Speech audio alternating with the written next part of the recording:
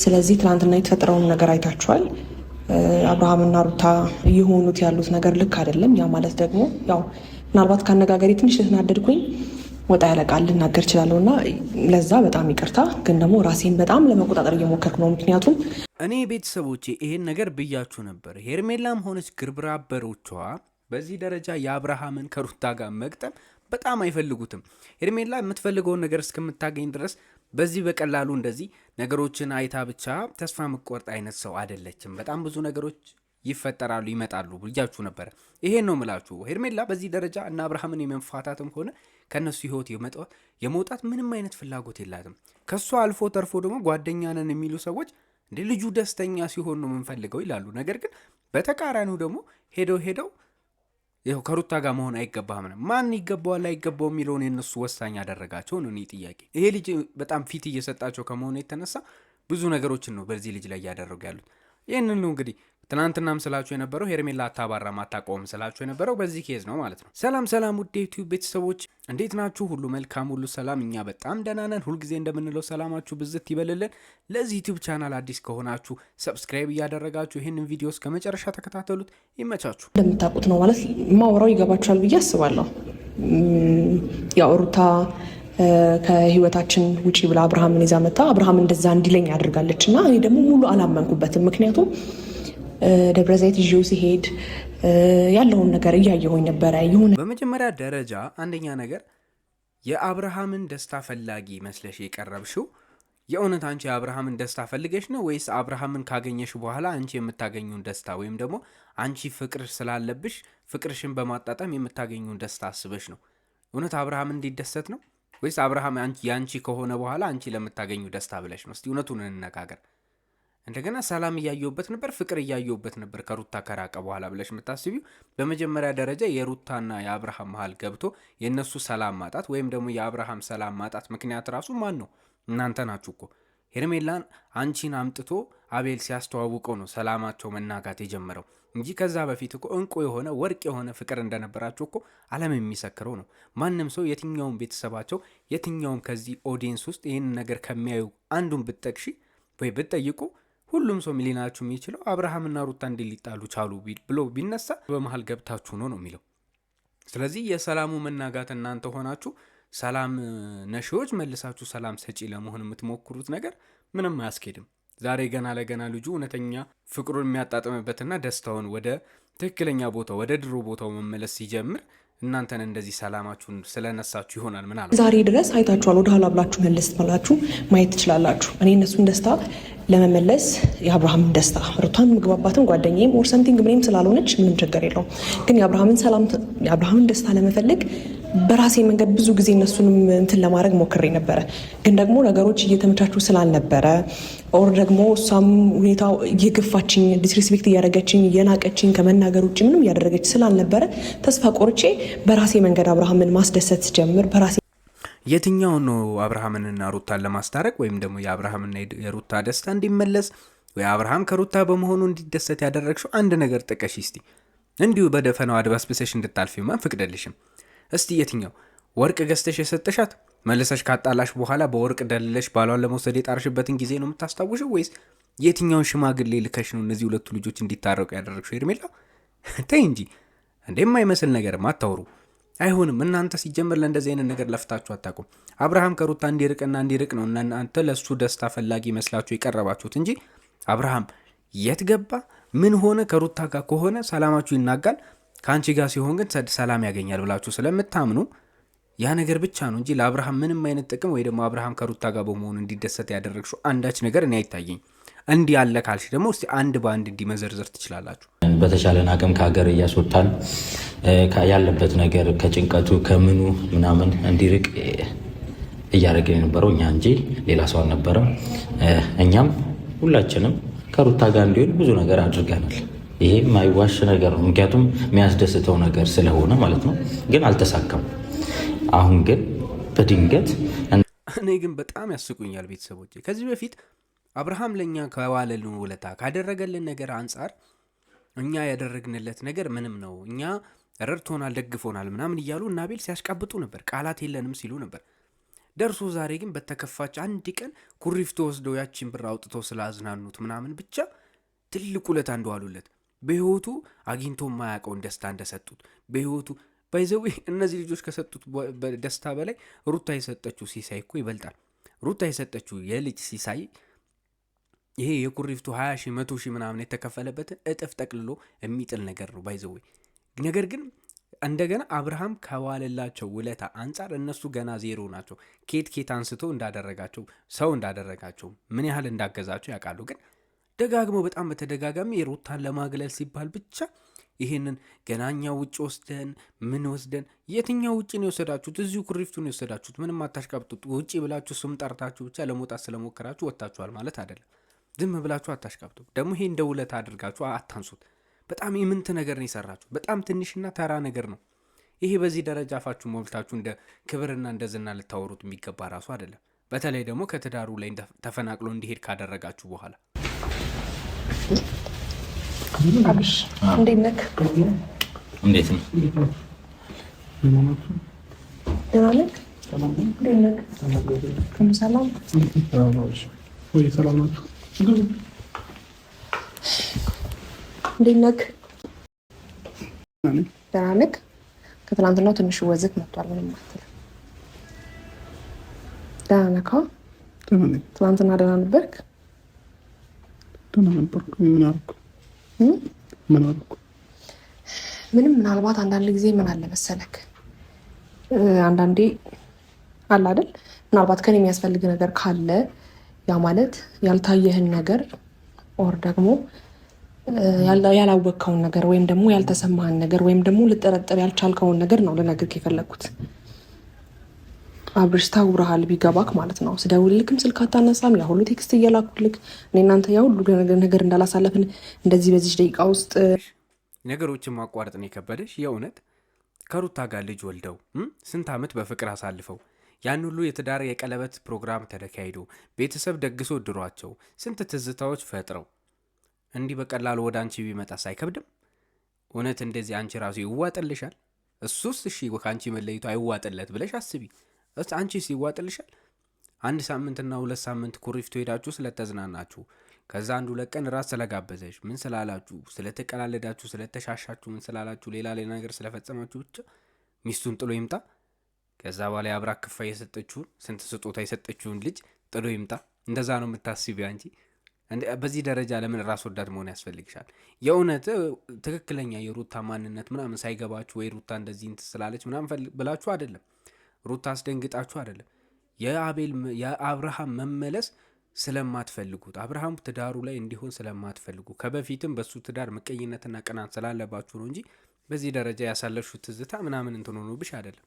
ፍቅር አውሮሻል አንቺ። አብርሃም ሳይሆን የታወረው አንቺ ፍቅርሽ አውሮሽ ከስሜት በላይ እየተጓሽን ያለሽው።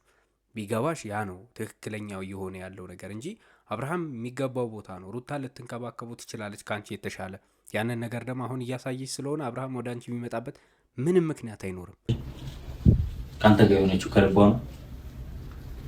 ከዚህ በፊት የተፈጠረውን ማሰብ አለብህ። ለምንድን ነው እንደዚህ ቶሎ የታረቀችኝ ብለህ ማሰብ አለብህ።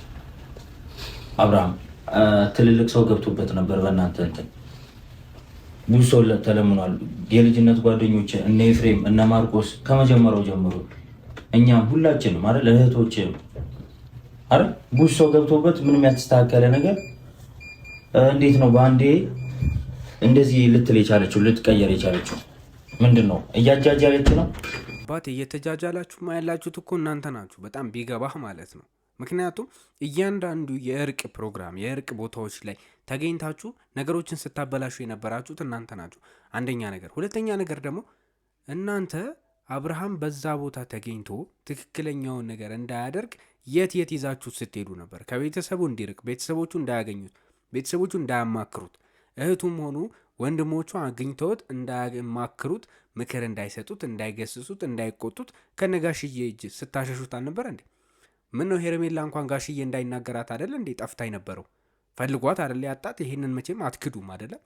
ስለዚህ በዚህ ደረጃ እርቁ እንዳይፈጸም የፈለጋችሁትን አሻጥር ሸርባችሁ እነሱ እንዳይታረቁ በጣም ብዙ ገመድ እንዲጎትታችሁ ትብትብ አድርጋችሁ ነገሮችን ካወሳሰባችሁ በኋላ ዛሬ ደርሶ ተነስታችሁ አዛኝ ቅቤ አንጓች የምትመስሉት ነገር አለ። ያ ሁሉ ሰው ገብቶበት ነበር፣ እኛም ሞክረን ነበር። እናንተ የሞከራችሁትማ ለማጣላት ነው። ጓደኞቿ እየሄዱ የሩታን ቤተሰቦች የእሱን ቤተሰቦች ሁለቱን ለማገናኘት ሲሞክሩ እናንተ ይዛችሁ ትጠፋላችሁ። አንዱ ሲገኝ አንዱን ታጠፋላችሁ።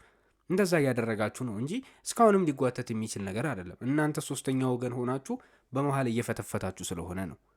እንደዚህ ትሆናለህ። በቃ እኛ እያወራን አልፈልገውም ምናምን ስለአንተ መጥፎ ነገር ብዙ ነገር እያወራች በአንድ የተቀየረች አባቴ ብላ ነው የጀመረች። ስለዚህ ይሄ ነገር እልህ አስይዟት ኦር ደግሞ ያንተን ሰላም ያንተን ጤና እኔ ከጎንክ እንዳለው ስትረዳ ነው አብርሽ ለዚህ ነገር የተገፋፋቸው። ፉክክሩ ከሄርሜላ ጋር ነው አብራ ሄርሜላ የሆነ ነገር ትሪት ስላደረገች ሄርሜላ ስላሳቀች ከሄርሜላ ጋር ከሆነ ችግሩ ወደ ሄርሜላ እየመጣ ነው። ገብቷል። ሄርሜላ እያዝናናች ነው፣ እየሳቅ ያለው ሄርሜላ ምክንያት ነው። ስለዚህ አሁን ሩታ ሄርሜላን ለማሸነፍ እንጂ የእውነት ፍቅር አሸንፏት አይደለም እየመጣች አለችው። ጋሼ ለምኗታል፣ ኤፍሬም ለምኗታል፣ ተንበርክኮ አይደል እንዴ? እሺ የእርቆቹ ሂደቶች ምንድን ናቸው? እስቲ ንገሩን። ምንድን ነው የሚያስፈልገው? እናንተ እንደምታደርጉት ሌላ ውስብስብ ነገሮችን መፍጠር ነው የእርቅ ሂደት?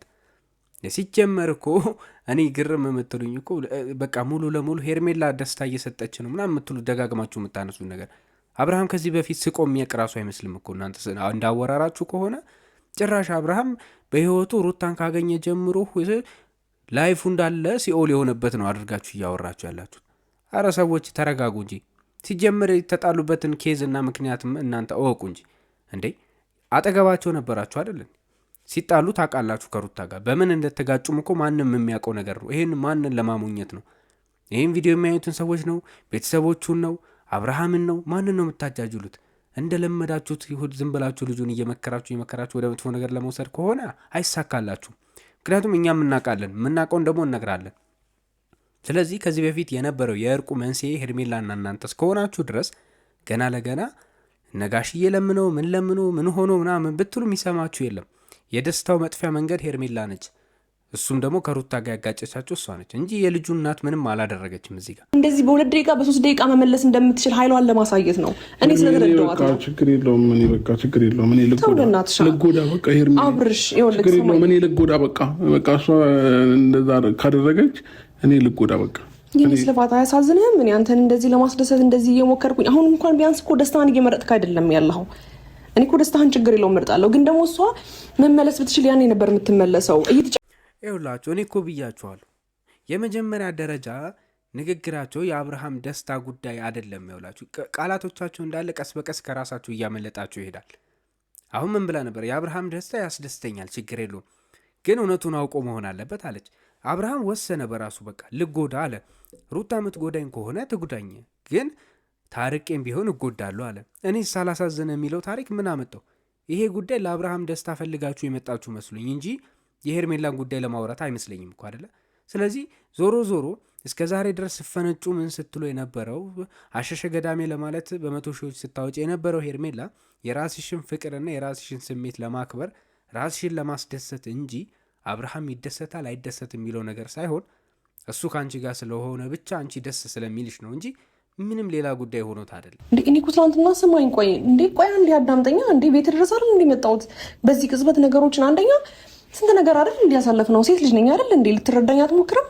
እንደዚህ ባንዴ ነገሮችን ውስን አድርገ በቃ ሄርሜላ ከህይወቴ ትውጣ ብለክ ባንዴ እንደዚህ የምታስወጣኝ ሲሆን ቢያንስ በቀስ ስቴፕ ባይ ስቴፕ አይደል እንዴ?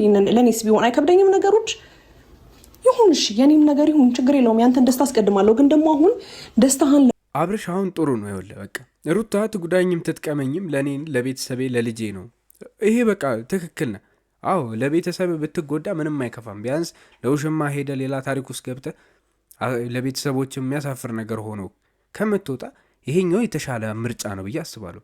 ከዛ በተረፈ ሄርሜላ አንቺ ቀስ በቀስ እንደገባሹ ቀስ በቀስ እወጣለሁ ብለሽ ነበር አሰብሽ። መጀመሪያ ወደ እነዚህ ልጆች ህይወት ስትገቢ የእነዚህ ልጆች እንደዚህ ሲናወጥ ሲበጠበጥ ሌላ ታሪክ ውስጥ ስትከቻቸው እንደዚህ ቀስ በቀስ እወጣለሁ ብለሽ አስበሽ ነበር እንዴ ገባሹ? ሪስኩን ወስደሽ እኮ ነው። ባገኝም አገኛለሁ በጣም ግን አጣለዋለሁ የሚል እንትን ወስደሽ ነው አይደል? አጀንዳሽን ይዘሽ ነው የገባሹ። ገና ለገና አቤልና ብሩክ ከጀርባዬ ስላሉ እነሱ አጋዦቼ ናቸው፣ እነሱ በጣም ስለሚቀርቡት እነሱ የሚሉትን ይሰማልና ሁሉ ነገር ይሳካልኛል ብለሽ ስላመንሽ ነው የገባሹ። እንግዲህ አምነሽበት ከገባሽ ወድቀሽ ከተደፋሽ ነው ነገሩ። ምንም ማድረግ አይቻልም። ጋሺ መልሷት ነው አባት ነው መልሷት ነው ይባላል። አብርሽ ቢያንስ ቁም ነገሮችን ቁም ብለህ ኤፍሬም ያ ሁሉ ነገር ያ ሁሉ ተለፍቶ ያልተመለሰች ይሄን የዋህነት እስከመች ነው? የዋህነት ይበቃል። እስኪ አንዳንዴ ልቃ እንዴ ሁሌ አንተ እንደዚህ ለእስር ያደረሰች ልጅ አሁን በአንዴ ስትታረቅ አባቴ ምናምን ስትል ምንም አጠረጥር። እኔ እኮ አሁን እሷ ላይ መጥፎ ነገር ምናምን አስብ አይደለም ግን አስብ ነው ያልኩ። የዋህነ በቃ እኛም ብለናል እኮ እናንተ መድገም አይጠበቅባችሁም። አብርሃም እስከ መቼ ነው የዋህና ሞኝ የምትሆነው? እስከ መቼ ነው እንደ ሕፃን ልጅ ድንቢ ለድንቢና ፊትህን እየደባበሱ የሚያሞኝን ሰዎች እየሳቁልህ ግን የሚስቁልህ አንተን ለመንከስ እንጂ ለአንተ ደስታ አይደለም፣ በአንተ ደስታ ተደስተው አይደለም እያለን ስንነግረው እኮ አልሰማም ስላለን ነው እዚህ ድረስ የደረሰው። እናንተን ከህይወቱ እንዲያስወጣ ጎትጉተን አሉን ስላለን ነው። አብርሃም እንግዲህ ይህንን ሞኝነቱን አይደለም ለእናንተ ለእኛም አልመለስ ብሏል። ምን እናድርግ እስቲ? ዛሬ እናንተ መክራችሁት እንግዲህ ከዚህ በፊት ወደ መጥፎ ነገር በደንብ መክራችሁ መርታችሁታላ። እስቲ አሁን ይሳካላችሁ እንደሆነ ሞኝነቱንም በዚሁ ግፈፉለት። ለእናንተ ሲሆን አብርሃም ሞኝ ሆነ። ልክ ከሚስቱ ሲፋታ ምናምን ደግሞ ከሚስቱ ጋር በጣም ጸብ ሆኖ ወደ ውሽሚት ሲሄድ ግን አብርሃም ብልጥ ነው አደለ? እንግዲህ አሁን ሞኝነቱ ስለተሰማችሁና ስለታያችሁ እስቲ አይነ ጥለውን ግፈፉለትና ወደ ብልጣ ብልጥነት አምጡት። እዛ እንደማከብርክ ከህይወቴ ውጭ ስትለኝ እሺ እያልኩ ከህይወቴ እየወጣሁ ግን ሳላሳዝንክም ቢያንስ አንድ ስልክ እንኳን ስትደውልልኝ እንዴት ሰፍ ብዬ እንደማውራክ ታውቃለህ አይደል እንዴ?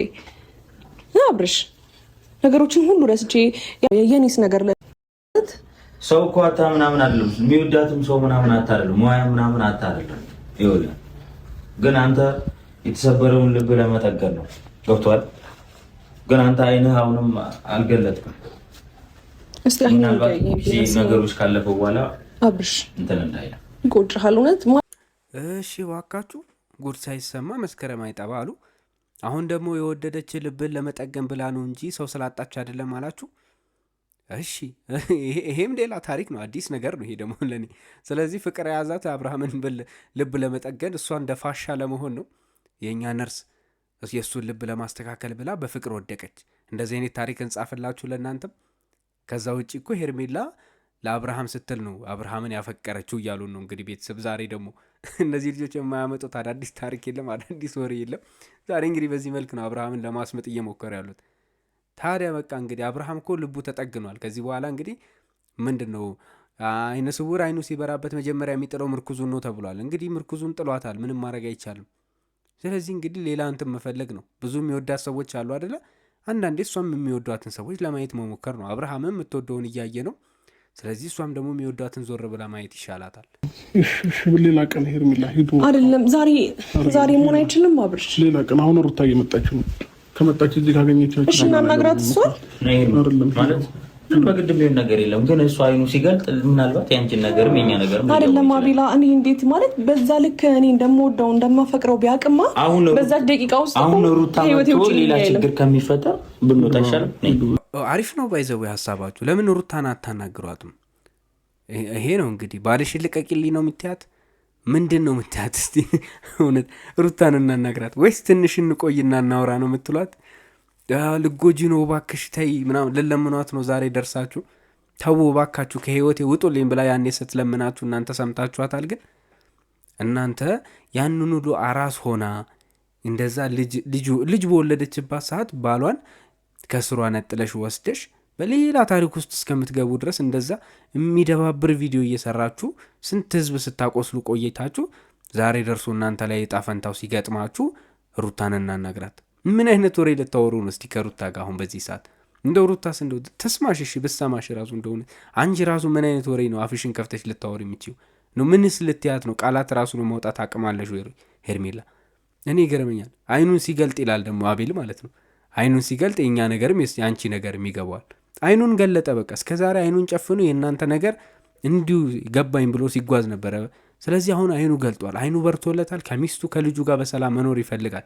ስለዚህ እስከሚገባው እንደው ይግለጥ ካላችሁ እስኪ ቢያንስ አይኑን ይገልጣል ብላችሁ እስከምታስቡበት ቀን እንኳን ልጁን ተዉት። ለትንሽ ጊዜ እንኳን ሰላም ስጡ። እስቲ ከእናንተ ህይወት የነበሩት 3-4 ቀናቶች ምን ያህል ሰላማዊ እንደነበሩ አይታችኋል። ስለዚህ አሁንም ቢሆን የዚህን ልጅ ህይወትና ሰላም የምትፈልጉ ከሆነ ፕሊዝ በቃ ትንሽ ገለል በሉለት። እስቲ እናንተም አይምሯችሁ ቢያንስ እረፍት ያገኛል ብዬ አስባለሁ ከተንኮል ስትርቁ። ኤኒዌይስ ቤተሰቦቼ ለዚህ ዩቲዩብ ቻናል አዲስ ከሆናችሁ በድጋሚ ሰብስክራይብ ማድረጋችሁን እንዳትረሱ። ሀሳብ አስተያየታችሁን አስቀምጡልኝ። በሌላ ቪዲዮ እስከምንገናኝ መልካም ጊዜ መልካም ምሽት ይሁንላችሁ። ይመቻችሁ።